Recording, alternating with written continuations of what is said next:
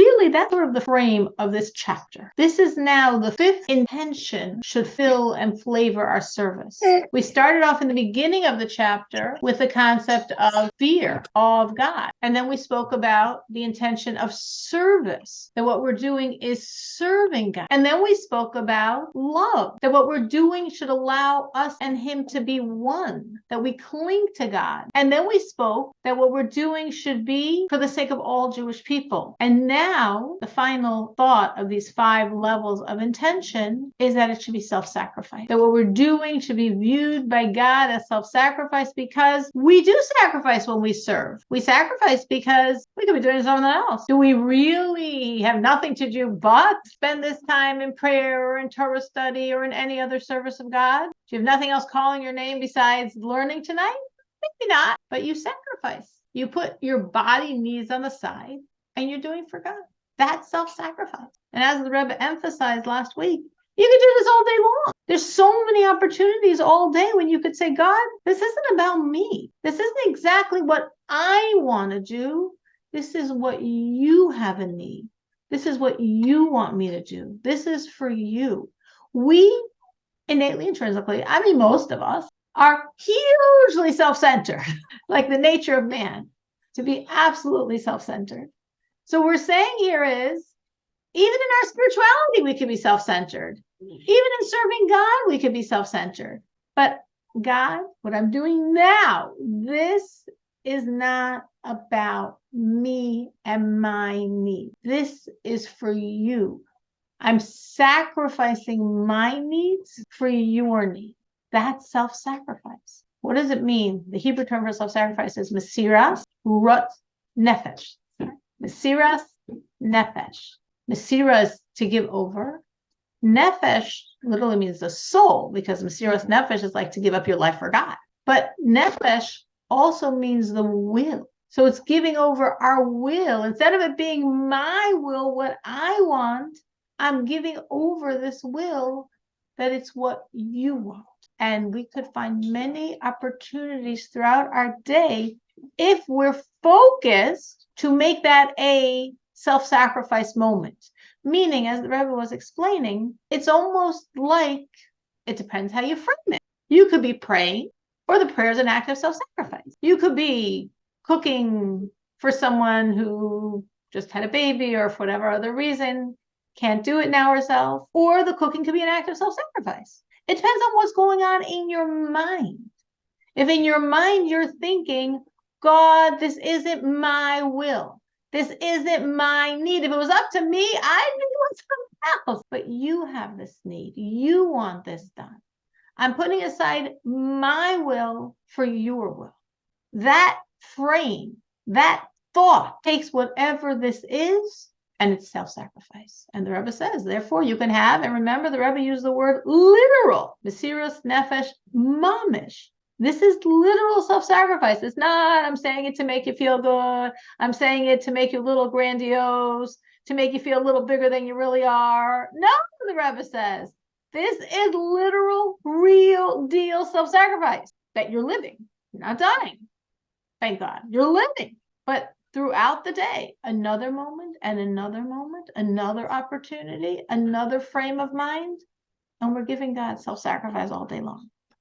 So if we look inside, we're actually on literally the first word of page 116, the page after Nun Ches. But we were saying, just to back it up a little bit and then continue reading, is that this idea of self-sacrifice we normally think of as a person dying for God's name, which of course, as we discussed, happened recently in very neon colors, and unfortunately is continuing to happen in these days. But when we think of it, again, classically, a person giving up their life for God, they're dying to sanctify God's name.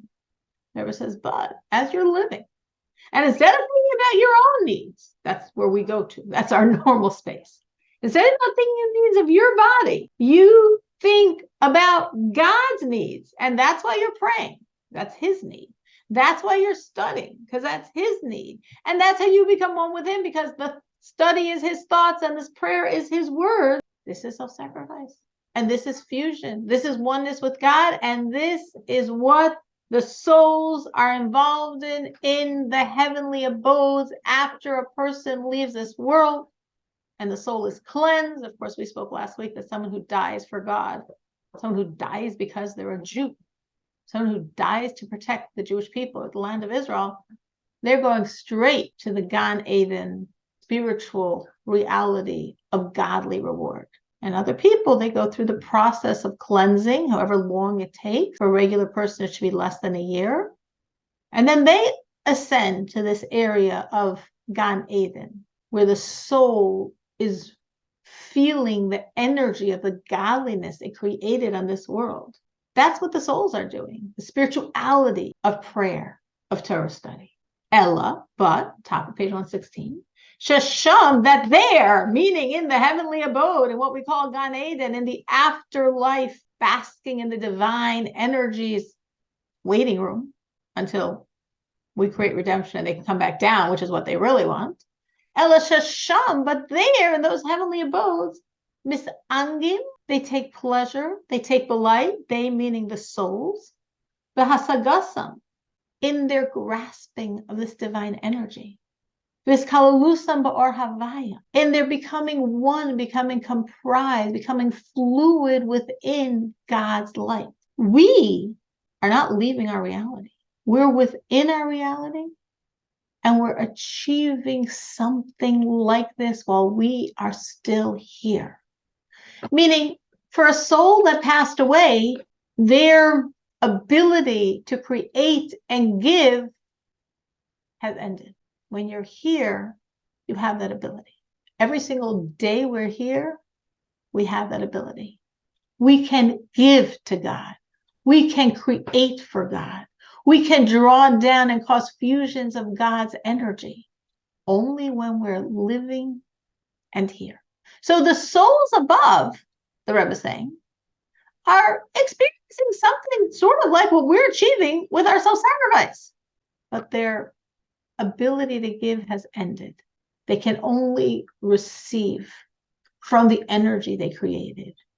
We are still in the middle of the marketplace. We produce and we become one, and we have this sense of the closeness, and we keep producing and become one and have this sense of the power of what we're doing. So did anyone over this week, because this was what we spoke about very strongly last week, maybe for me it felt very strong because of everything going on in our world, did anyone try to apply this in any way over the week that they would like to share? I mean, I'm sure people did apply it, but that they would like to share how they applied it, how it was meaningful to them, how they remembered the next day. Okay, well, hopefully you did, but it's not always easy to share. If you didn't, the idea here really is to integrate this into your life, to make it practical, to take ownership. And what the Rebbe is telling us is, you're doing this anyway. I'm not convincing you to keep Shabbos. I'm not making a sales job that you should be guilt-tripped or decide it's worthwhile to pray. You're doing the things.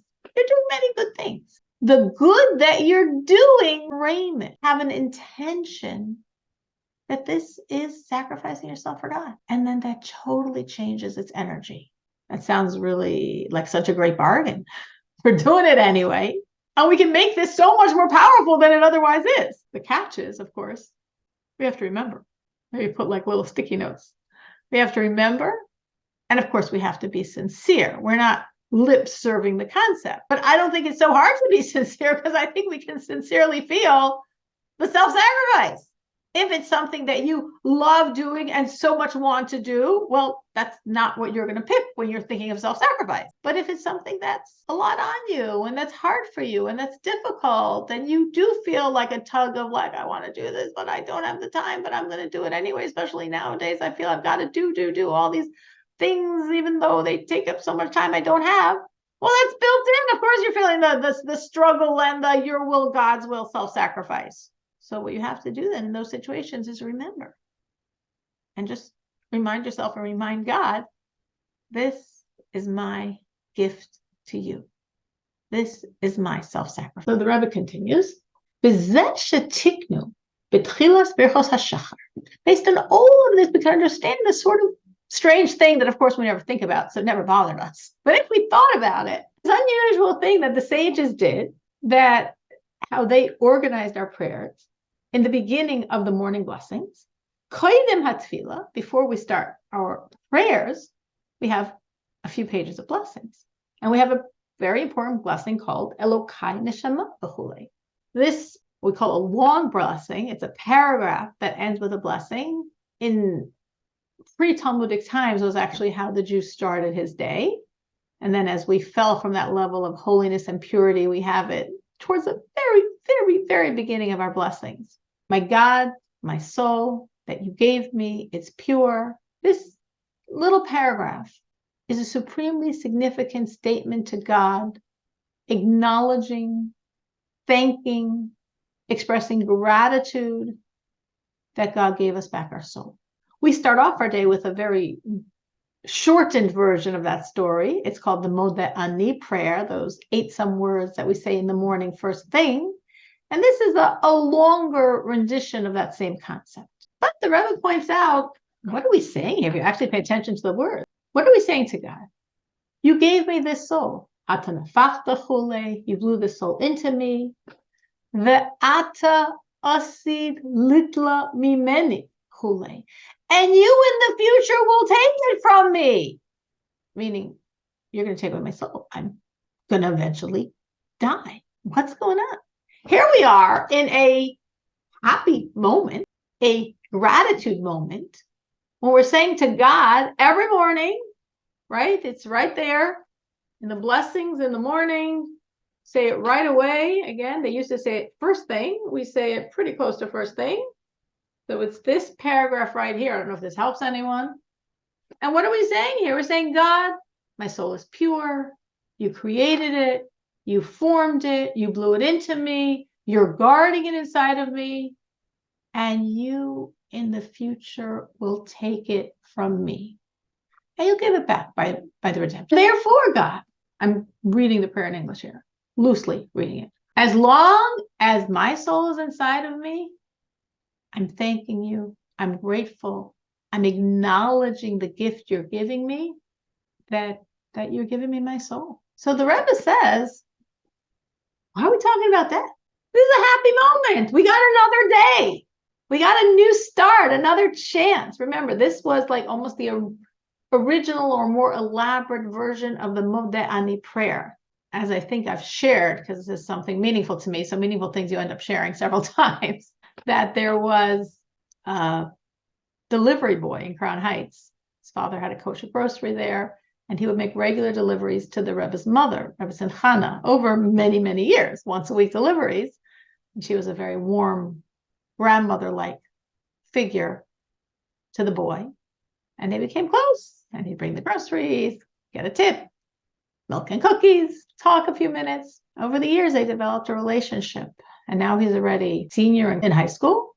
And he knows next year he's going off to college. Well, he's not going to have too much time for God in college. So he asked the Lubavitcher Rebbe's mother, what's your son's favorite prayer? I don't know. That's a good question. I never asked him. Could you ask your son his favorite prayer? Because I'm not going to have that much time to pray next year. But I want to at least pick one prayer and do it right. So, if it's good for the Lubavitcher Rebbe, it's good for me. She said, for sure. I'll ask him, of course. Next week, over the cookies and milk, she asked her son, and he said his favorite prayer was Modeh Ani, the opening words we say every morning when we wake up. He's like, whoa, he didn't even think of that as a prayer. Like, he's really off the hook. That's like 8 words, one line. Okay, if that's the most important favorite prayer of the Lubavitcher Rebbe, he'll go for it. Not coincidentally, a year or two later, he happened to be at a Farbrengen of the Rebbe, where the Rebbe was explaining the power of the Modeh Ani prayer. The Rebbe said, why is this prayer so special? Well, Chassidus speaks and speaks and speaks about the power of this prayer. I'm just giving you one slant here. The Rebbe says, because basically what we're thanking God for is he's giving us another chance. Thank you, God, for trusting me for another day. Maybe I blew it a little yesterday, but thank you, God. You're trusting me. You're giving me another day. You're giving me another chance. I don't want to waste the gift. That's in essence the Modeh Ani prayer. And in essence, that's this longer version of it, Elokai Neshama, my God, my soul, that you've blown into me, prayer. That's what we're saying. So it's a happy moment. It's a moment where we're appreciating the gift called life. So why are we talking about death? So the Rebbe is saying, but this is the point. I know that you gave me life.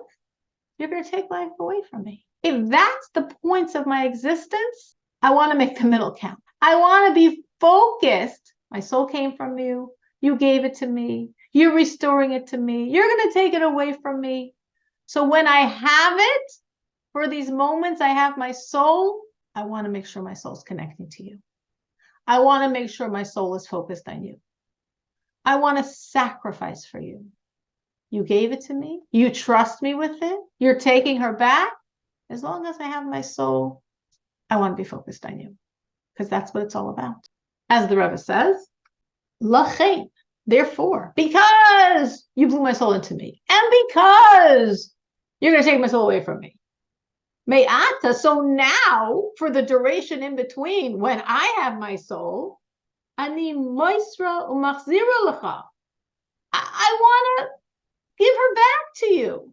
Meaning, every time we serve God, the soul and God are one. So the soul started off by you. You're graciously giving her to me.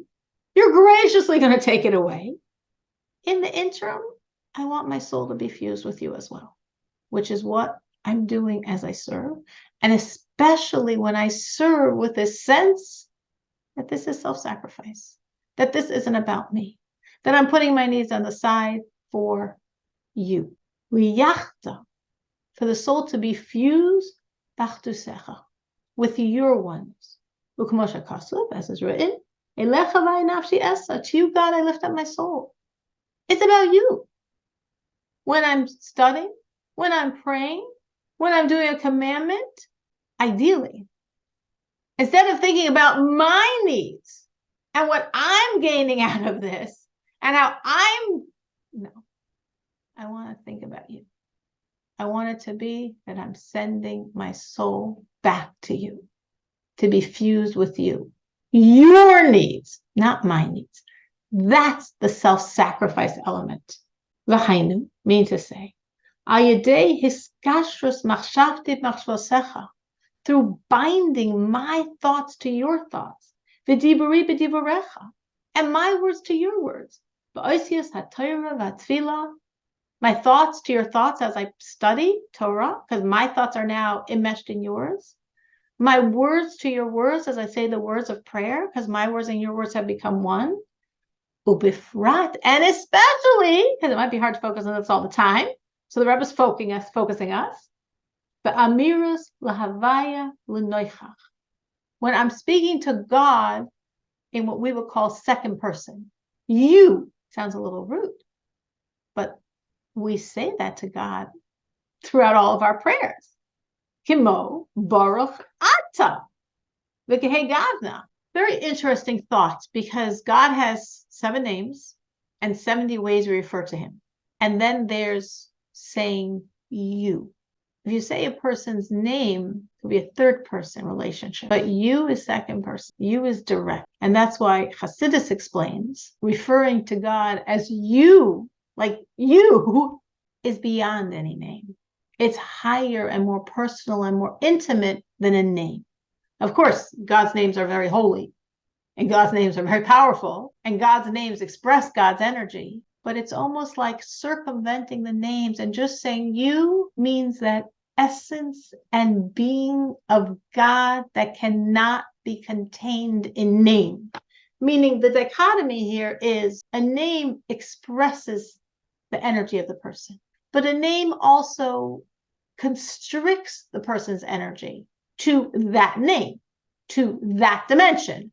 It would be like if someone called you for a reference, for someone, for a job, for marriage, and you want to, of course, say wonderful, positive things about this wonderful person, and you're going on and on about how kind they are. So that's very beautiful. You're saying very nice things.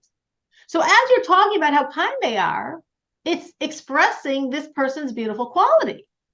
But it also is a sort of box, meaning the implication is, well, maybe she's not such a deep thinker, because you're saying kind, so that is expressing, but also makes a certain frame, a frame which limits.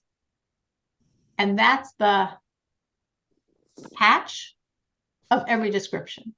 Even the most positive, beautiful description. A description expresses and a description limits. So when we use God's names are expressing his essence powers. They are, but they're also a box. This power, but not beyond this frame. So how do we escape that? When we say you, we're not saying a name.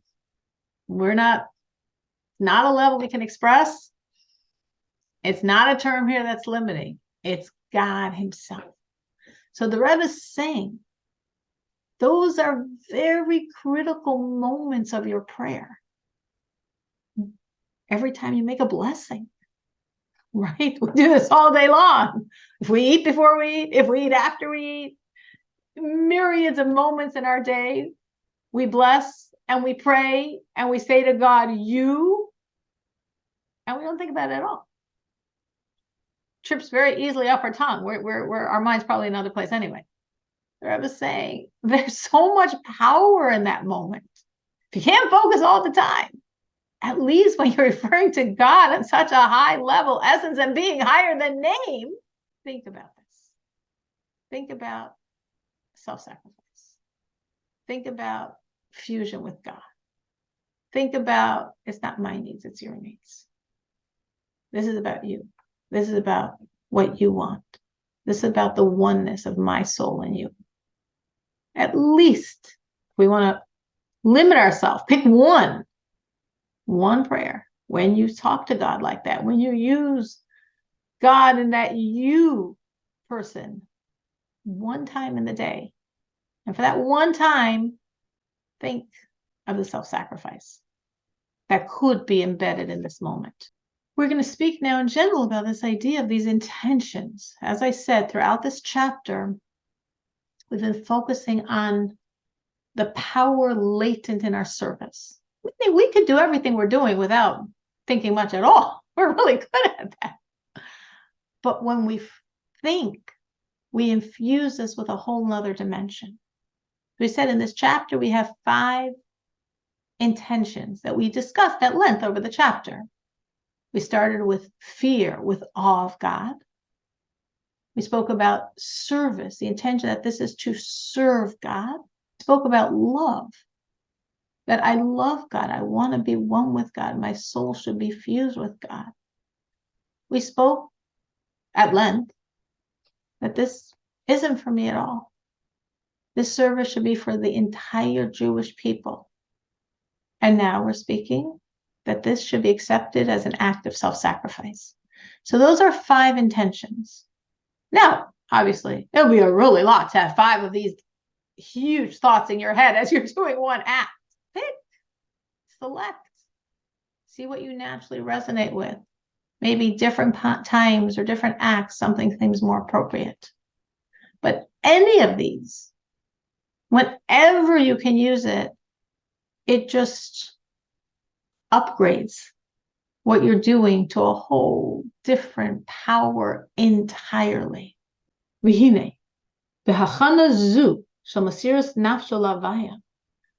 now the Rebbe is saying, all right, maybe if I tell you all day long, think like this is too much. So let's try to focus you on a few key moments.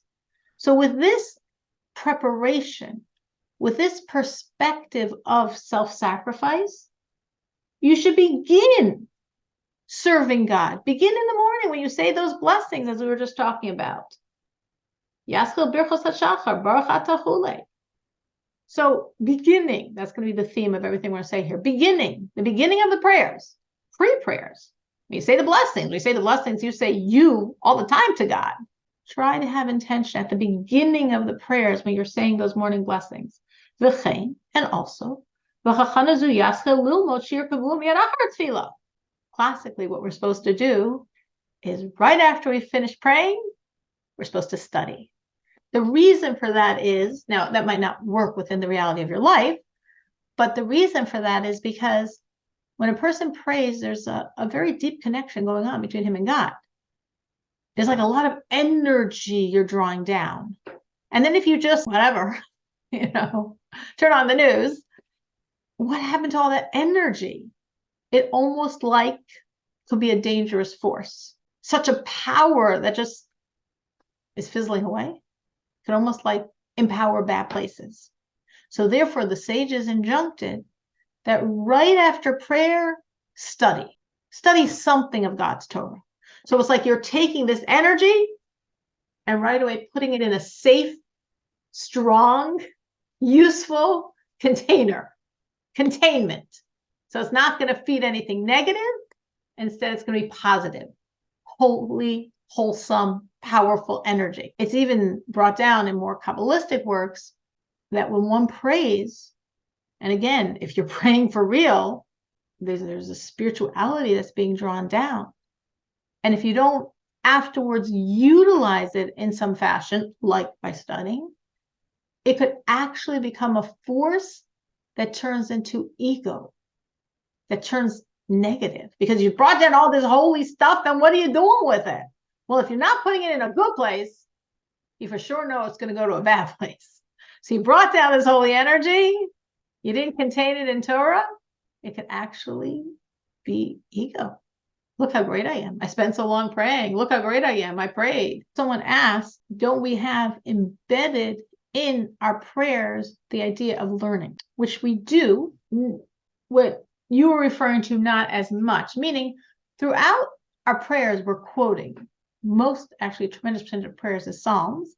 And we also have pieces of Mishnah, etc. The question was this paragraph here, Elu Devarim, where we're actually saying words here of Mishnah. That's a study. Also, more than this, if you say the karbanos, which means the sacrifices, between the morning blessings and the prayers officially start with the paragraph called Hodu, where we are acknowledging God. Sorry, I'm looking in the prayer book just to make this very clear for people what I mean. If you have the classical Chabad prayer book, we're talking about on page 27, we start with the words Hodu, acknowledge God, call out his name. All the nations should make known his actions. That begins prayer. Well, that's page 27. What happened till page 27? So you had 3 pages in the beginning of the morning blessings. All right, which actually take us till about page 11. Don't ask. But what's going on from page 12 till page 27? That's still like 15 pages. So we have some very amazingly beautiful prayers we say here, such powerful prayers that we say on Yom Kippur, and they're just here, almost like not noticed and skipped by so many people. Powerful, powerful words we say of prayers to God. And then we start discussing the services in the temple, because our prayers are in lieu of sacrifices. So therefore we discuss the sacrifices to embody the sacrifices by our prayers. And then we start saying paragraphs of Mishnah and of Talmud. This is specifically from page 23, when we say Ezuhu Mekoman. The function of page 23, page 24, and page 25 is to make sure a person learns something every day. That's actually the reason we have those 3 pages of paragraphs. They're all Mishnah. And the bottom of 25, the last 2 lines, and the entire 26 is Talmud. So our sages wrote this into the prayer book in case someone is never going to crack open another book. But if he's going to say all the words in the prayer book, every day he'll have some sort of study of some pages of Mishnah and of Talmud. So that is a bit embedded in the system. But for the spiritual reason we're talking about here, that doesn't help. Because what we're talking about here, the reasons why the sages injuncted, beyond whatever they buried into the prayer book to make sure, all right, let me crush this medicine and put it in your applesauce. I'll give you the applesauce, so you'll manage to take it anyway. Let me sprinkle this into your prayer book so we'll get a little Torah in, even if you don't think you're getting anything, if you say all the words of the prayer book. But that doesn't help with all the energy we created by our prayers. It's a very big spiritual opportunity. Challenge could almost be a problem. So how do we move it to make sure it's just a beautiful, positive energy? By packaging it in something. by taking that energy and immediately putting it in something. And that's why we're supposed to have some type of Torah study directly after prayers, if possible. So again, I'm saying this in response to questions I'm being asked. So there is a concept of studying before prayer. There's the idea of studying specifically Hasidic work before prayer, because it prepares you, it opens you up to the spirituality of the prayers. And then there's the idea of studying something after to contain the energy of the prayers. So we sort of want to do both. It doesn't have to be for a long time. We all know we got a long list of things in our life, especially in our morning. That's like prime time. But if we could do something before to open us up to the energy of praying, and something of study, even very brief, 5 minutes after, to contain it. In the world of Chabad, how this would work would be before praying to say the Tanya, and ideally Hayom Yom, of the daily portion, and right after prayers, the Psalms of the day, and right after that, the Chumash of the day. So you began with the daily portion of spiritual inspiration, and you concluded with a daily Torah study to take the energy of prayer and make it safe. Now, that's ideal. Then you have real life. So obviously everyone has to take that and think, well, but in my life, at least you know how it should look. And then from how it should look, you start walking step by step to get to it. So getting back, sorry, that was very detailed, but I was being asked very practical questions and they're very relevant. So we want to make this real. So what the Rebbe is emphasizing here is, get back to what the Rebbe's point is, so to speak. The Rebbe is saying, I want you to have intention all day long. I want you to have intention in everything you're doing, because you're constantly serving God all day long. And over this rather long chapter for Tanya, I developed at length 5 levels of intention. I'm going to scale back a bit. If it's too much for you to have intention all day long, at least try to have intention at the beginning of something. Like we're saying, when you say those morning blessings, I'd like you to have intention for all 3 pages. You can't at the beginning. When you're up to praying for real, you're starting Haidu, praising God, acknowledging God, the world should say his works. At least the beginning, however long praying takes you, 15 minutes, an hour, 5 minutes, whatever it takes you, at least the beginning, have this intention, have this focus. And now the Rebbe is saying, and when you ideally learn right after prayers or any other time, I want you to have intentions, connection to God the whole time you're learning. But maybe you can't hold it in your head. Maybe that's demanding too much from you. Maybe that would distract you. And we have a lot of other thoughts distracting us. At least we'd be distracted by such a godly thought. But maybe you can't. Maybe you're not going to be able to handle it, and you cannot hold that in your head while you're also learning. Okay. So at least in the beginning, like when you start off, beginning of everything is very precious. The beginning of the day is very precious. The beginning of a life is very precious. The beginning of a school day is when you get the most out of these children and give the most to the children, right? The beginning of your workday. These are high productive times. So the beginning of whatever godly activity you're doing, the beginning of the mitzvah, the beginning of the service of God, at least, can't do it the whole time, at least in the beginning, focus on him, on your awe and fear, on that this is service, on the love and desire to be one, which is accomplishing, on that this isn't for you at all, this is for the entire Jewish people, on the self-sacrifice.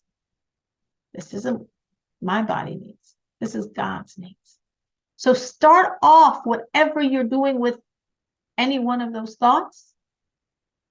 And then even if for the duration you lose it because you're not thinking about it, but at least you started off in that direction, it'll be like a natural flow. It will sort of morph naturally in the direction you began with. So again, the Rebbe is trying to say, this is what I ideally love. but I want to make this work for you. So try to do it this way. So the Rebbe here is giving other examples, but they're all that same point. That's the theme. With this intention, whatever this intention is, self-sacrifice or any of the other four we said, you should begin to learn your fixed study right after you pray, as we just discussed at length. And also at any point in the middle of the day. Now is the time when you learn. You come to this class. Any other time you have of learning, maybe you have things you learn every day, maybe you have classes you go to. The beginning of the class, the beginning when you first open that book, or even before you open the book, when you're about to open the book, stop and think. For how long? For as short as you want it. But very briefly stop and think, God, this is about you. God, this is for you. God, here's a piece of self-sacrifice. Here's my gift. You don't need Jews to die for self-sacrifice. We can live and give you self-sacrifice. We need at least the beginning. I mean, we like it all the time, but at least the beginning, we want this intention. As is known. The Rebbe says, why am I saying this? If you were all perfect tzaddikim, if you were all godly, perfect people, we'd say, no, this doesn't cut it. You got to be thinking about God and his service and all these higher level intentions the entire time. But maybe that's too much for you. Okay. So if it's too much for you and you can't give it to God all the time, the most important time, we're trying to be really practical here, so to speak. The Alter Rebbe is saying the most important time is the beginning of whatever activity for God that you're doing. Begin by focus that you're giving this to God, or as I said, any of the other focal points that we discussed in this chapter. Now, how do we know this? And the Rebbe used actually very strong wording. I sort of translated it loosely, but how the Rebbe wrote it was that the main preparation, that what you're doing should be for the sake of God, le'akev. Le'akev means like if you didn't do it that way, it's almost not kosher. It's almost not really serving, is in the beginning of the learning for a regular person or an aspiring Beinoni, who's actually quite a high level person. But if you were higher than that, no, we'd want it the entire time. Ukimo beget v'sefer Torah. Like, now there was comparing it to two very holy works in very opposite directions. Like if a scribe was writing a bill of divorce document, or if a scribe was writing a Torah scroll. Well, if you don't write it for the sake of God, it's not kosher. The bill of divorce is not kosher. The Torah scroll is not kosher. But can this scribe have his mind focused that this is for the sake of God the entire time? So we say, all right, at least in the beginning. So at least in the beginning, as he begins writing, he should say, Hareini kaisev l'shem kedusha sefer Torah. In the beginning, he should articulate, he's doing this for the sake of God. He's doing this to write a Torah scroll. Nothing is random in Tanya.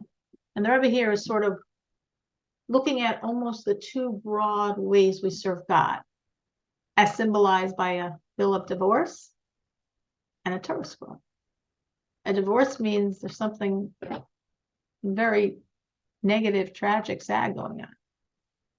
We allow divorce. We don't celebrate it. This means there's a bad situation, that this is the only way to rectify it. So a divorce implies a moving away from evil. That's why you're getting divorced.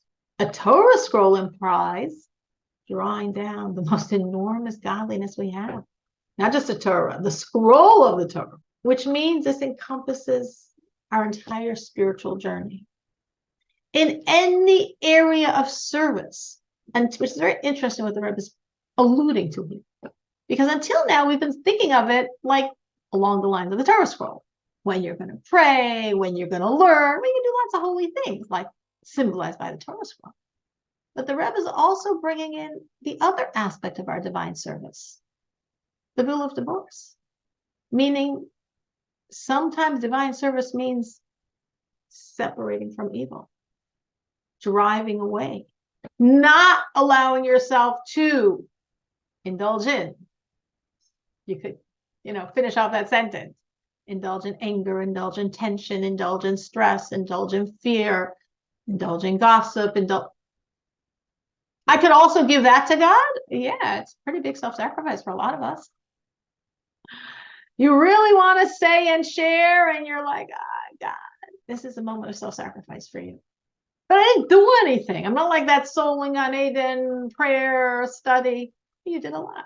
You self-sacrificed. So in either direction, if you're adding in godliness in the prayer, in the Psalms, in the study, in the charity, and if you're holding back from evil, from the negative states, from the prohibitions, in either direction, you can do it with divine intention. You can do it and say, God, this is a gift for the Jewish people. God, this is expressing my fear of you. This is expressing my service. This is expressing my love and desire to be one. This is an expression of self-sacrifice. Boy, do I want to indulge in that pity party. I'm not. God, I just sacrificed for you. So I guess we will stop at this point. We're sort of in the middle of this idea, but definitely a lot to think about. Hopefully people can look at what the Rebbe was saying and see how they can apply this, because the Rebbe wants us to be practical. That's why he's saying, well, I'd like to do this all day long, but at least do it in the beginning. No, you don't think it's real self-sacrifice? No, it is. The Rebbe is really trying to come to us and saying, I mean this for real. I mean this for you. And your lives will be so different the more you can integrate any of these ideas into your life, into your day.